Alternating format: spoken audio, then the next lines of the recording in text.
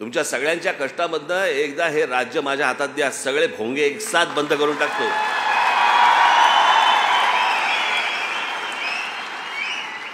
बघू कोणाची हिंमत आहे त्याच्यानंतर परत भोंगा लावायची.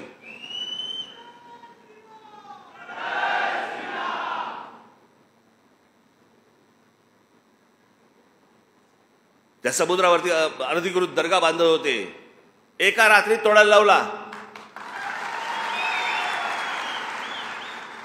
आम्ही काय प्रार्थना करू नका म्हणतोय? आम्ही काय नमाज पढू नका म्हणतोय?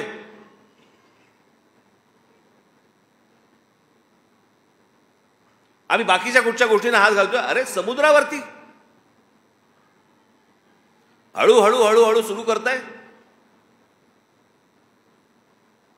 ते झाल्यानंतर तुम्ही महत्वाची गोष्ट त्यातली बघा, ते झाल्यानंतर देखील मुस्लिम समाजाकडनं कोणती प्रतिक्रिया नाही आली, कारण त्यांनाही कळलंय अनधिकृत आहे. पण हे केलं कोणी? का सरकारच्या लक्षात नाही आलं? जिकडे तो दर्गा होत होता त्याच्या बरोबर 100 फुटावरती तिथे पोलीस स्टेशन आहे. का नाही त्यांच्या लक्षात आलं? का नाही महानगरपालिकांच्या लक्षात आलं? मी हे तुम्हाला एवढ्यासाठी सांगतोय की बाकीचे लोक ज्या प्रकारचा अपप्रचार आपल्याबद्दल करतायत त्यावेळेला तुम्ही त्यांना सडकवून सांगितलं पाहिजे. त्याच्याकडे पण एक पुस्तिका पण काढली, एक आपण पुस्तिका पण त्याच्यासाठी काढली की आपण काय काय काय आजपर्यंत आंदोलनं केली आणि त्याचे रिझल्ट्स काय ते तुमच्यापर्यंत पोहोचलं नसेल तर पोहोचवायचा मी सांगतो या सगळ्या लोकांना तुमच्यापर्यंत पोहोचवायला. तेव्हा त्या लोकांशी बोला, त्या पत्रकारांशी बोला जेव्हा तुमच्यावरती आरोप करतात त्यावेळेला. गेल्या 18 वर्षामध्ये आपल्या पक्षाने जेवढी आंदोलनं केली, यशस्वी आंदोलनं केली, इतर कोणत्याही राजकीय पक्षाने केलेली नाही आहेत.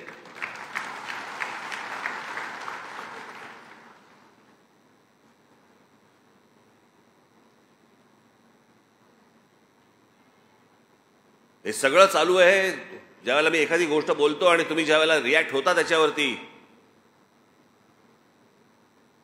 हे काय तुम्हाला असं वाटतंय लोकांपर्यंत पोहोचत नाही? लोकांपर्यंत पोहोचतंय. मी परवा दिवशी कल्याण डोंबिवलीमध्ये गेलो होतो, काल मी नाशिकमध्ये फिरत होतो. अनेक माता भगिनी मी नमस्कार केल्यावरती दोन्ही बाजूनी माझे हात धरतायत आणि सांगतायत की आता विश्वास बाबा रे तुझ्यावरतीच आहे.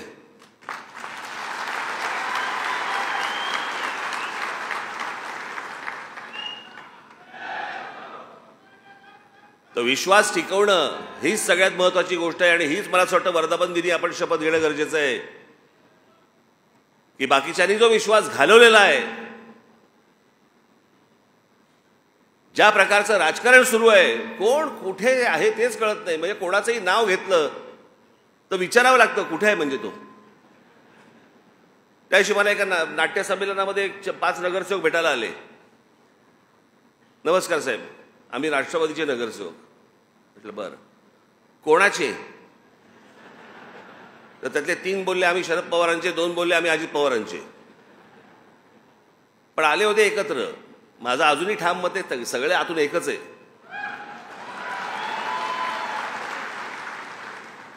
सगळं आतून एकच आहे. फक्त येडे बनवतायत तुम्हाला, मूर्ख बनवतायत. आपापलं सगळं ह्यांचं राजकारण सगळं सुरू आहे आणि महाराष्ट्राची फक्त माती होतीये.